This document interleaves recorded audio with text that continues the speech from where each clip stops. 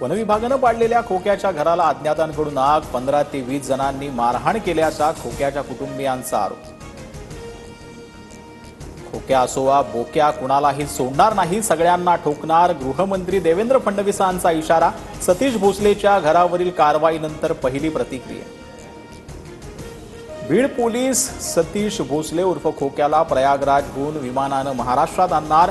पुणे विमानतळावर दाखल होत बाय रोड बीडमध्ये येणार। खोक्यावर आतापर्यंत 3 गुन्ह्यांची नोंद। धनंजय देशमुखांना साडूदादा खिंडकर बीड पोलिसांकडे सरेंडर, मारहाण केल्याप्रकरणी अटक। तर खिंडकरनं मारहाण केलेल्या ओमकार सातपुतेकडूनही एकाला मारहाण झाल्याचा व्हिडिओ समोर। नाशिकमधील सीसीटीव्हीत दिसणारी व्यक्ती कृष्णा आंधळे नाही, पोलिसांची माहिती। आंधळे गंगापूर रोड परिसरात फिरत असल्याचा स्थानिकांच्या दाव्यानंतर पोलिसांची रात्रभर शोध मोहीम।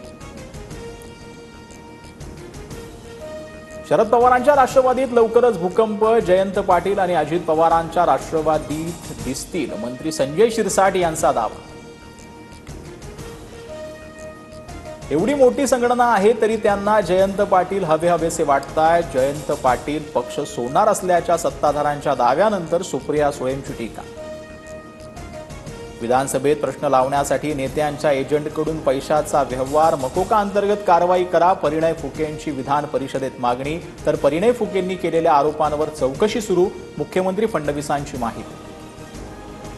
मुख्यमंत्री देवेंद्र फडणवीसांकडून पंतप्रधान मोदींना मुंबईचं समिटचं निमंत्रण। मुंबईत 1 मे पासून world audio visual and entertainment summit होणार।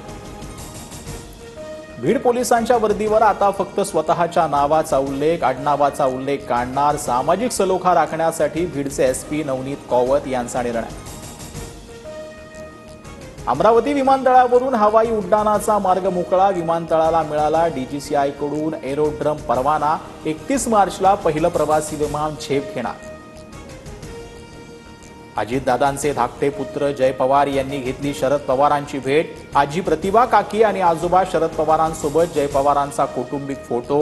10 एप्रिलला जय पवार यांचा साखरपुडा।